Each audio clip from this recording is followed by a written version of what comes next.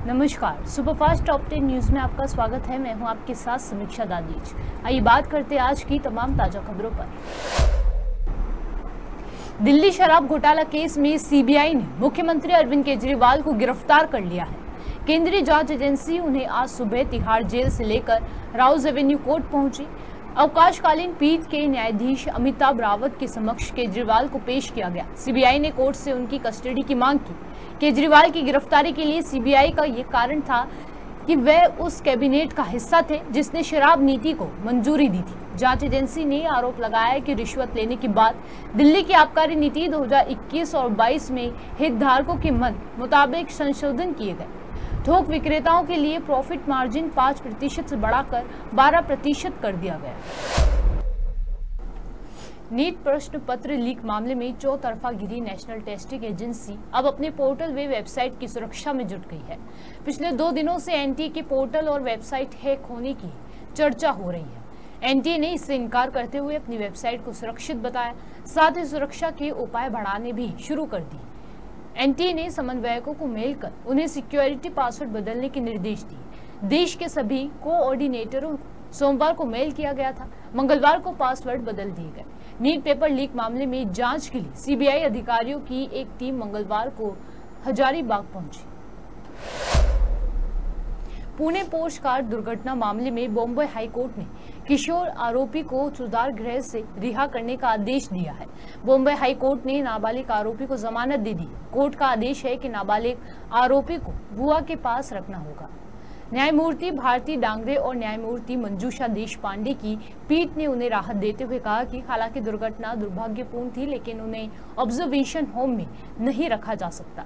अदालत ने कहा कि हम याचिका स्वीकार करते हैं और उसकी रिहाई का आदेश देते हैं। पीठ ने कहा कि जेजेबी के रिमांड आदेश अवैध थे और अधिकार क्षेत्र के बिना पारित किए गए थे। जम्मू संभाग के जिला डोडा में बुधवार को सुरक्षा बलों और आतंकियों के बीच मुठभेड़ शुरू हो गई है। जिले के गंडों के लूडू इलाके में आतंकियों और सुरक्षा बलों के बीच गोलीबारी हो रही है। सूत्रों के अनुसार सुरक्षा बलों ने 2 आतंकियों को ढेर कर दिया है। यहाँ कुछ और आतंकी घिरे हुए हैं। गोलीबारी के दौरान एक पुलिसकर्मी भी घायल हुआ है। जवान को इलाज के लिए अस्पताल ले जाया गया है। ये इलाका घने जंगल और पहाड़ से घिरा हुआ है। ऑपरेशन चल रहा है। समाजवादी पार्टी प्रमुख अखिलेश यादव बुधवार सुबह दिल्ली सरकार के मंत्री और आम आदमी पार्टी के नेता आतिशी से मिलने एलएनजेपी अस्पताल पहुंचे, जो कि हाल ही में दिल्ली जल संकट और हरियाणा से पानी की आपूर्ति को लेकर अनिश्चितकालीन भूख हड़ताल पर बैठी थी। इसी दौरान आतिशी की तबीयत बिगड़ने के बाद 24 जून की देर रात उन्हें यहां लाया गया था। इसी वजह से अखिलेश उनकी सेहत का हाल पूछने अस्पताल पहुंचे। इस मौके पर आपके राज्यसभा सांसद संजय सिंह भी मौजूद रहे, जिन्होंने अखिलेश यादव का स्वागत किया। कहा था कि मैं मुख्यमंत्री रहा हूं और मुख्यमंत्री की मैं तकलीफ और परेशानियों को जानता हूं, लेकिन जब से बीजेपी की सरकार बनी है दिल्ली में, मुख्यमंत्रियों की तकलीफ बढ़ी है, परेशानियां बढ़ी हैं। जो दिल्ली सरकार से सहयोग और मदद मिलनी चाहिए, उन मददों को भी सरकार ने नहीं पूरा किया और वहीं भेदभाव और अन्याय लगातार दिल्ली की सरकार ने किया है। और दिल्ली की सरकार ने तो खासकर, अब दिल्ली की सरकार में कंफ्यूज ना हो, केंद्र सरकार ने सबसे ज्यादा भेदभाव अगर किसी के साथ किया है तो वो दिल्ली सरकार के साथ, और खासकर अरविंद केजरीवाल जी के साथ। सरकार बन गई उनकी, वो जनता के लिए काम करना चाहते हैं। जनता का स्वास्थ्य कैसे बेहतर हो, उनको सही शिक्षा कैसे मिले और सुविधाएं कैसे मिल पाएं। वहीं केंद्र सरकार लगातार रोड़ा अटका रही है, उनको तकलीफ परेशानी पहुंचा रही है। और जब उन्हें हर जगह से राहत मिलने का काम शुरू हो गया, जब वो बाहर आ जाते, ये केंद्र सरकार की जानकारी में होगा कि वो बाहर निकल आएंगे, वो निकल ना पाए, जनता के बीच में न पहुंच पाए, सरकार ठीक से न चला पाए, इसलिए फिर उन पे न जाने कौन सा मुकदमा लगा करके फिर उनको फंसा दिया गया। ये सीबीआई के लोग कोई पहली बार नहीं फंसा रहे लोगों को, ये लगातार फंसाते हैं लोगों को, और उनको फंसाते हैं जिनसे इन्हें खतरा है। सीबीआई का इस्तेमाल होना, दिल्ली की संस्थाओं का इस्तेमाल होना, और उसी का परिणाम ये था कि बीजेपी की सरकार के खिलाफ मतदान हुआ। वो तो बच गए, नहीं तो दिल्ली की सरकार जो थी, केंद्र सरकार, वो कभी सफाया हो गया होता। एआईएमआईएम के राष्ट्रीय अध्यक्ष और हैदराबाद से सांसद असदुद्दीन ओवैसी के खिलाफ राष्ट्रपति द्रौपदी मुर्मू से शिकायत की गई है। एडवोकेट विनीत जिंदल ने एक सोशल मीडिया पोस्ट में दावा किया है कि उन्होंने भारत के संविधान के अनुच्छेद 103 के तहत राष्ट्रपति के समक्ष एक शिकायत दर्ज कराई है, जिसमें फिलिस्तीन के प्रति अपनी निष्ठा दिखाने के लिए ओवैसी का अनुच्छेद 102 के तहत अयोग्य ठहराने की मांग की गई है। केंद्रीय मंत्री चिराग पासवान ने कहा कि लोकसभा का अध्यक्ष किसी खास पार्टी का नहीं होता, वे पूरे सदन का होता है। परंपरा है कि अध्यक्ष सर्वसम्मति से चुना जाना चाहिए। विपक्ष के हट के कारण ये स्थिति पैदा हुई है, उनके पास पर्याप्त संख्या नहीं है। देखिए, पहली बात तो खैर स्पीकर किसी पक्ष का या किसी दल के नहीं होते, वो पूरे सदन के होते हैं। सत्ता पक्ष हो, विपक्ष हो, सबके होते हैं। ऐसे में सर्वसहमति से इनका चुनाव होना चाहिए, ऐसी एक परंपरा रही है।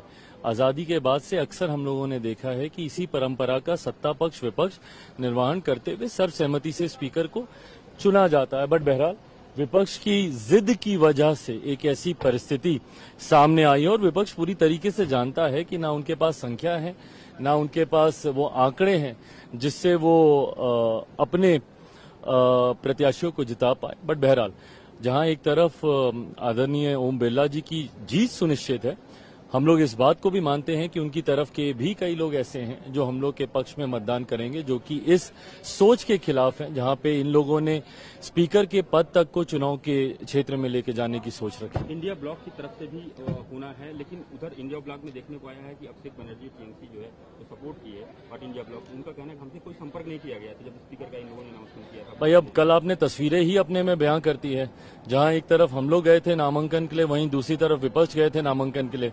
हम लोग के साथ पूरा एनडीए एकजुट दिख रहा था।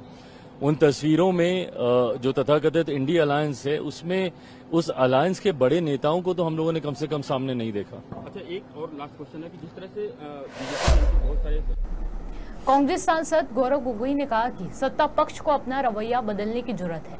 अगर वो सहमति चाहते हैं तो सबकी बातें सुनने के बाद सहमति होती है, और सत्ता पक्ष ये तय नहीं कर सकता कि कौन से मुद्दों को पहले और कौन से मुद्दों को बाद में। आज के बाद सत्ता पक्ष को संदेश मिलना चाहिए कि 2024 के पहले का सदन और 2024 के बाद का सदन में जमीन आसमान का फर्क है। देखिए, जैसे हमने कहा कि सत्ता पक्ष को अपना रवैया बदलने की जरूरत है। अगर सहमति वो चाहते हैं तो सहमति सबकी बातें सुनने के बाद होती है, और सत्ता पक्ष ये तय नहीं कर सकती कि कौन से मुद्दों को पहले और कौन से मुद्दों को बाद में लेगी।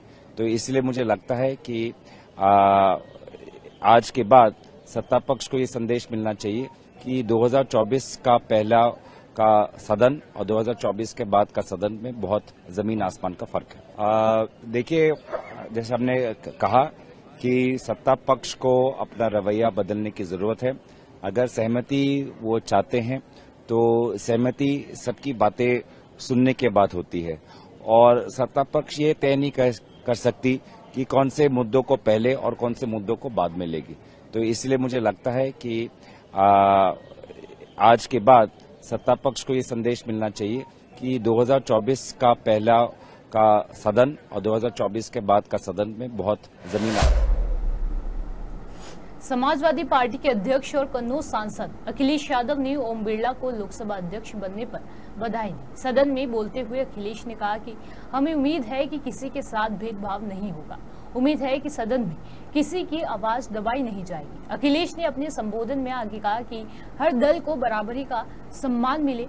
हम लोग हर न्याय संगत फैसले के साथ रहेंगे। निष्कासन जैसी कार्यवाही दोबारा न हो। श्री अखिलेश यादव जी,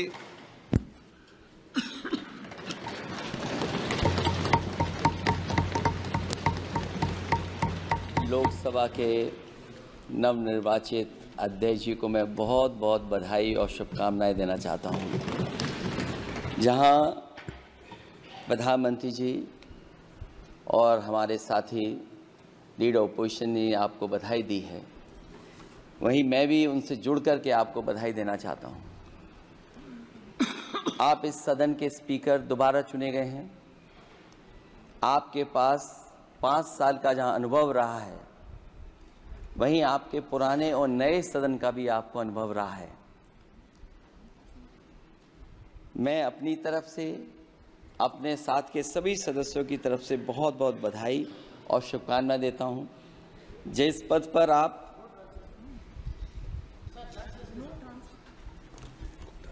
जिस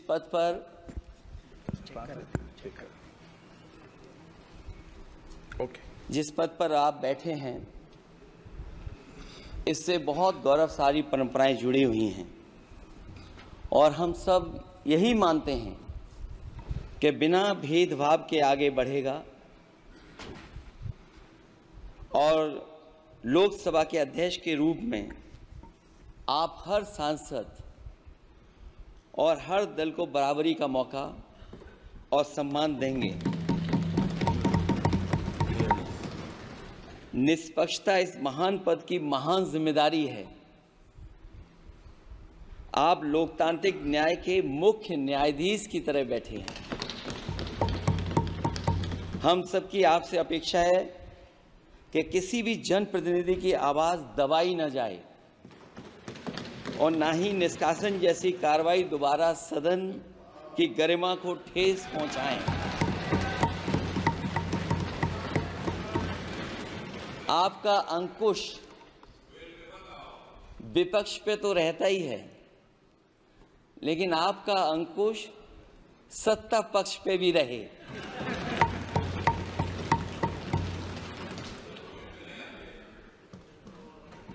अध्यक्ष महोदय, आपके इशारे पर सदन चले,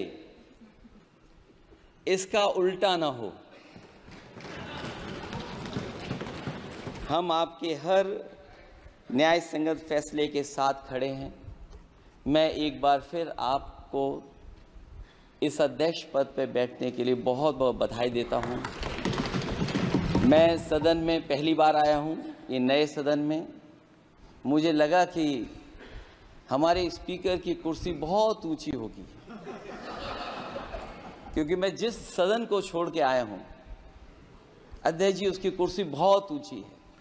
उस समय भी मैं अध्यक्ष जी किसको कहूं कि ये कुर्सी और ऊंची हो जाए। जहां ये नया सदन है, वही मैं आपकी पीठ के पीछे देख रहा हूं, पत्थर तो सही लगे हैं, सब कुछ अच्छा लगा है, लेकिन कुछ दरार में मुझे कुछ सीमेंट अभी भी लगा दिखाई दे रहा है। अध्यक्ष महोदय, मुझे उम्मीद है कि आप जितना सत्ता पक्ष का सम्मान करेंगे, उतना ही विपक्ष का सम्मान कर करके हमें भी अपनी बात रखने का मौका देंगे। मैं आपको बधाई देता हूं, शुभकामनाएं देता हूं, हर तरीके के साथ आपके साथ हैं। बहुत धन्यवाद। देश में मानसून तेजी से आगे बढ़ रहा है। जिन राज्यों में मानसून पहुंच चुका है, उनमें झमाझम बारिश हो रही है। वहीं जिन राज्यों में मानसून की एंट्री होना बाकी है, ऐसे कुछ राज्यों में प्री मानसून गतिविधियां शुरू हो गई हैं। मौसम विभाग ने 26 जून को गोवा, केरल, कर्नाटक, तमिलनाडु, असम, मेघालय, गुजरात, ओडिशा, बिहार और अरुणाचल प्रदेश में भारी बारिश का ऑरेंज अलर्ट जारी किया है। आईएमडी के लेटेस्ट अपडेट के मुताबिक दक्षिण पश्चिम मानसून उत्तरी अरब सागर, गुजरात राज्य और मध्य प्रदेश के कुछ और हिस्सों में, दक्षिण पूर्व राजस्थान के कुछ हिस्सों में आगे बढ़ गया है। पूर्व अनुमान ये भी बताता है कि आगामी 3 से 4 दिन में राजस्थान, उत्तर प्रदेश और अन्य क्षेत्रों में मानसून के आगे बढ़ने की संभावना है। मानसून जल्द ही उत्तर प्रदेश में दस्तक दे सकता है। वहीं दिल्ली में 30 जून के आसपास मानसून की एंट्री होने की संभावना है। सुपरफास्ट टॉप 10 न्यूज में आज के लिए सिर्फ इतना ही। देश और विदेश की तमाम बड़ी खबरों से जुड़े रहने के लिए देखते रहिए पॉपुलर टीवी। धन्यवाद।